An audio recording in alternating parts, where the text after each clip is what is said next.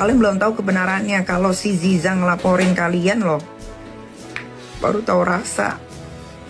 Untung tuh anak diem-diem baik. Kalau gue jadi Ziza, gue datengin Rahel, gue mulutnya. Habis itu gue tangannya. Lu ngapain bikin-bikin story kayak gitu? Kan yang selingkuh lu. Pasal yang dia bisa laporkan ke akun-akun gosip itu adalah Junto pasal 45 ayat 1 Undang-Undang ITE dengan ancaman maksimum 5 tahun. Ya, saya pikir Arab Saudi dan Australia punya cara pandang yang sedikit berbeda sama orang Indonesia. Kalau orang Indonesia kan paling suka sama gosip.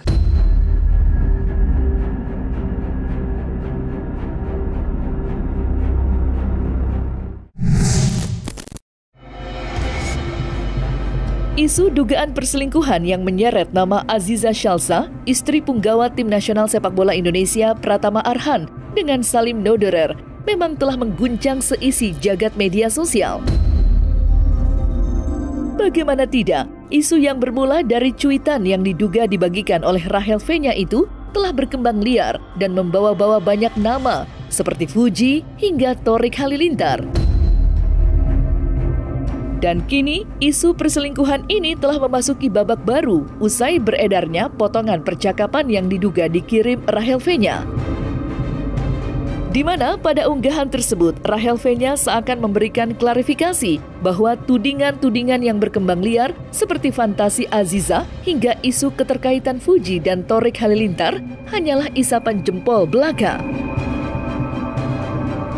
Sontak saja, hal itu semakin menggulirkan tanya di benak netizen tentang apa yang sebenarnya terjadi di balik ini semua.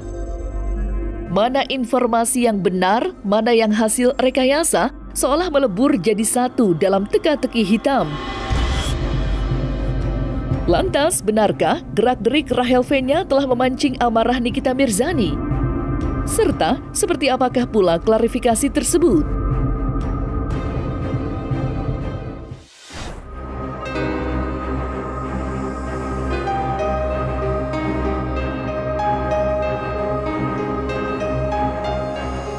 Kalau ditanya seberapa efektif klarifikasi yang dilakukan untuk kasus-kasus yang ramai, apakah bisa meredam spekulasi dan fitnah di media sosial? Ya, setiap klarifikasi yang dilakukan tentunya akan menimbulkan pro kontra, tentunya akan ada yang mendukung dan mungkin tetap ada yang menghujat. Ya, tinggal kita melihat saja sebenarnya apa yang terbaik yang bisa dilakukan, karena mungkin ditakutkan juga kalau memang tidak melakukan klarifikasi, isunya akan semakin liar, tidak bisa diisolasi, makanya perlu dilakukan klarifikasi. Tapi ini kan menjadi sebenarnya kasusnya kan ranah pribadi ya. Saya sendiri sih tidak sepakat untuk terus menggunjing, mengangkat isu-isu yang bersifat ranah pribadi ke ranah publik. Jadi ya terserah yang mengalami sih.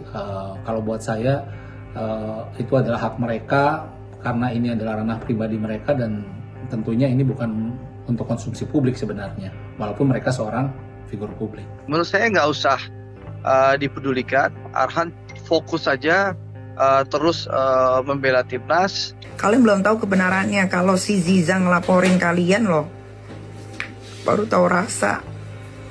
Untung tuh anak diem-diem baik. Kalau gue jadi Ziza, gue datengin Rahel, gue mulutnya. Habis itu gue tangannya. Lu ngapain bikin-bikin story kayak gitu? Kan yang selingkuh lu. Saya kagak ngerti saya. Yang jelas saya tanya ke anak saya, itu semuanya beritanya hoa, itu aja. Ya itu tidak benar, itu hanya fitnah itu. Jangan percaya gosip deh. Kalian tuh emang SDM rendah ya.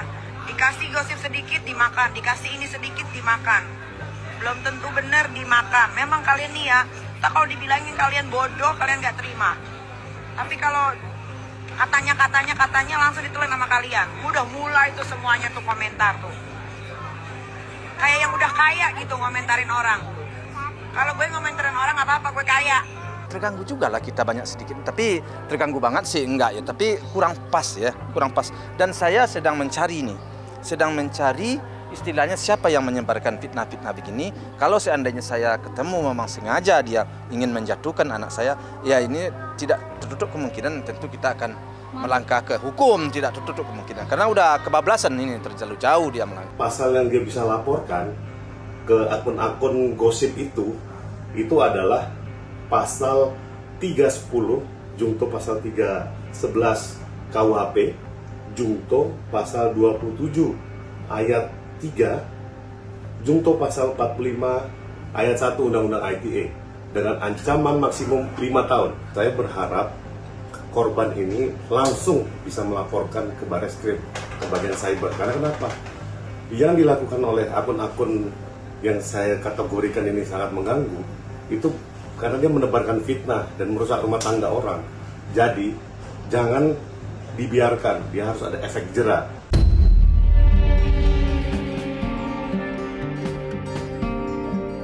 Terlepas dari apa yang sebenarnya terjadi di balik layar, tidak dapat dipungkiri bahwa beredarnya isu miring itu telah mencuri perhatian orang banyak, terutama insan pecinta sepak bola bangsa. Iya, bukan tanpa sebab. Hal itu dikarenakan mereka begitu khawatir kalau nantinya isu itu akan memberikan dampak cukup besar untuk Arhan, serta mempengaruhi performanya di lapangan hijau. Karena seperti diketahui, pemain belakang yang banyak dikenal dengan lemparan ke dalam ikonik itu merupakan salah satu sosok kunci dalam tim bertabur bintang asahan Sinteyong. Tak tanggung-tanggung, segelintir pendukung tim Garuda bahkan dibuat khawatir kalau nama Arhan nantinya akan dicoret dari daftar pemain yang menghadapi Arab Saudi dan Australia bulan September mendatang. Lantas, apa kata Akmal Marhali selaku pengamat sepak bola terkait kans diturunkannya Arhan dalam 2 laga timnas Garuda nanti? Masalah apakah Arhan akan diturunkan melawan Arab Saudi, karena kita tanding 2 kali ya. Pertama melawan Arab Saudi tanggal 6 September, kemudian tanggal 10 September kita menjadi tuan rumah melawan Australia. Soal apakah Arhan diturunkan atau tidak itu kan hak prerogatif dari pelatihnya Sintayong. Kalau dia melihat mental Arhan cukup bagus dan memberikan kesempatan Arhan untuk bangkit dari masalah yang dihadapinya ini, walaupun ini sebenarnya masalah pribadi ya, bukan masalah sepak bola. Pelatih pasti punya penilaian tersendiri apakah Arhan akan diturunkan atau tidak. Kalau kemudian psikologinya bagus, dia pasti akan diturunkan. Kalau dilihat psikologinya tidak bagus, banyak juga pemain-pemain pengganti Arhan yang siap untuk diturunkan. Seperti saya sebutkan tadi, ada Sen Patinama, kemudian juga ada Kelvin Verdong yang bisa menggantikan peran Arhan, termasuk Nathan Choaon. Banyak penggantinya yang bisa. Tapi kalau kemudian Sintayong melihat inilah momentum buat Arhan diberikan kepercayaan dirinya untuk naik, ya bisa jadi dia dimainkan gitu kan. Tapi sekali lagi, untuk bisa dimainkan atau tidak kan pasti dilihat kondisi terakhir si pemain tersebut, apakah secara fisik dia cukup layak untuk dimainkan, secara psikis apakah juga cukup layak dimainkan, secara teknis maupun non teknis pasti semua dikaji secara mendalam untuk kemudian apakah akan diturunkan atau tidak. Saya rasa Arhan sudah paham soal itu, kan bulian dan cacian dari netizen kan bukan hanya sekarang. Yang jelas anak ini terus tumbuh, terus berkembang, dan terus memberikan yang terbaik bagi bangsa negara. Itu yang paling penting yang saya minta dari Arhan.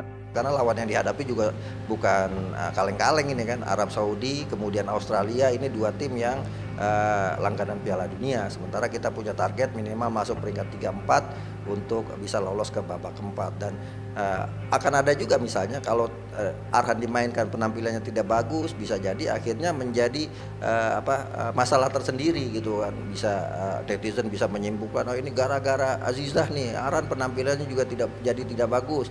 Ternyata Arhan belum move on dengan kasus yang terjadi, atau kemudian ya berita-berita lain kita lihat di media sosial, di kolom komentar kan mereka punya kebebasan luar biasa untuk menyimpulkan masalah rumah tangga orang yang sebenarnya tidak tahu sama sekali masalahnya seperti apa.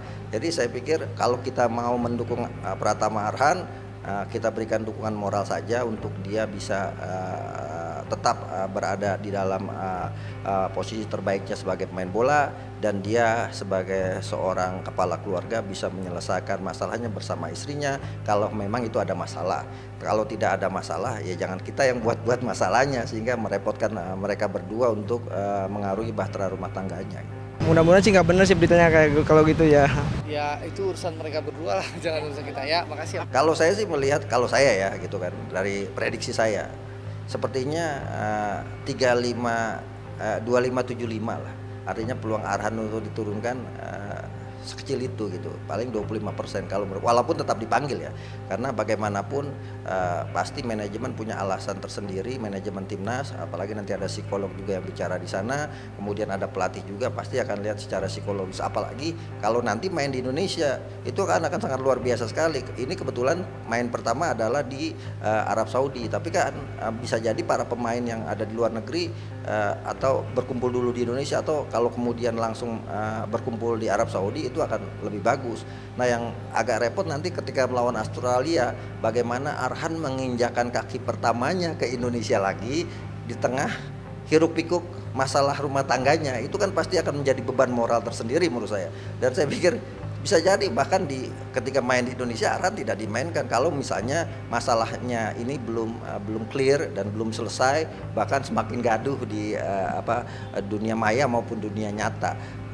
Itu pasti akan menjadi pertimbangan pelatih dan manajemen tim nasional juga.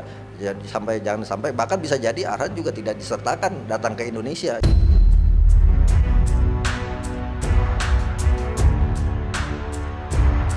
Di sisi lain, kekhawatiran akan performa Pratama Arhan bukanlah satu-satunya pertanyaan besar yang menggelitik benar penggemar tim nasional sepak bola Indonesia.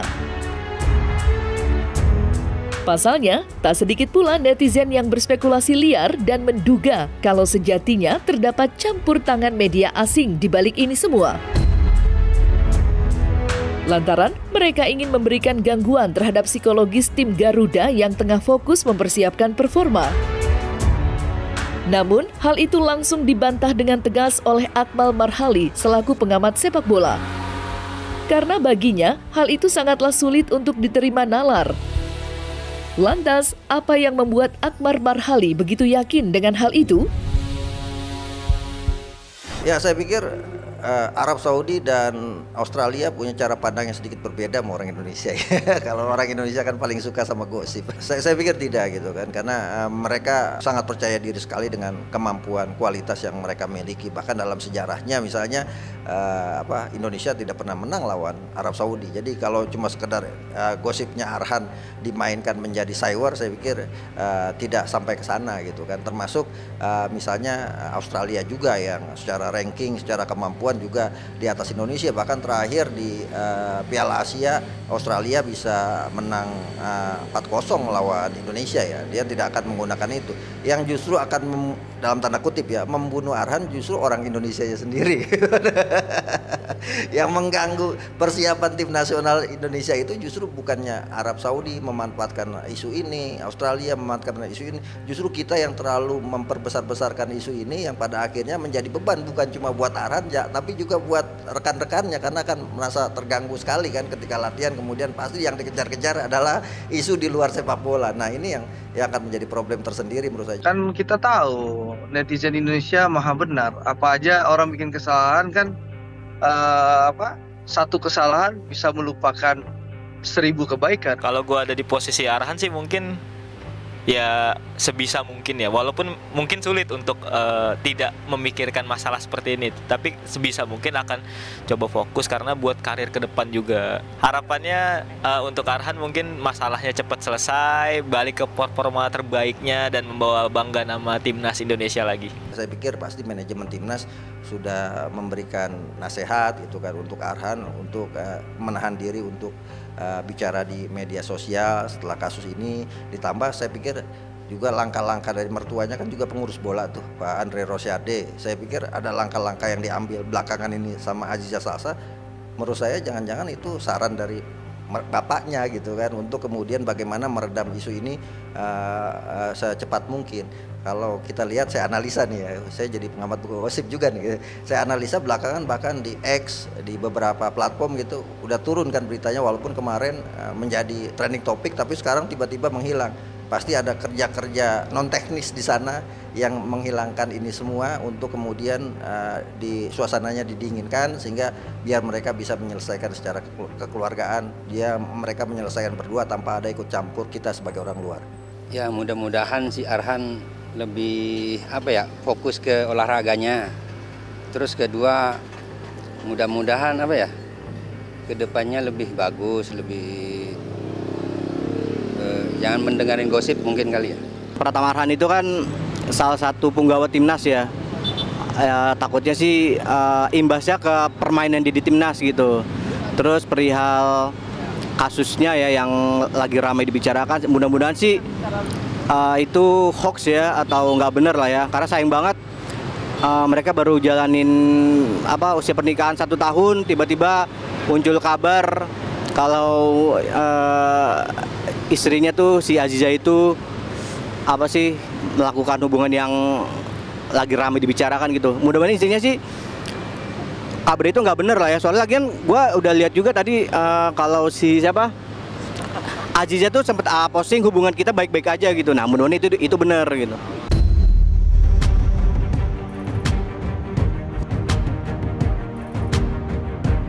Nah, selesai sudah Cumi Lovers, saksikan terus Cumi Camp In-Depth, kabar lengkap, mendalam, dan akurat dari narasumber terpercaya. Dan jangan lupa untuk like, subscribe, dan juga share channel YouTube Cumi Cumi.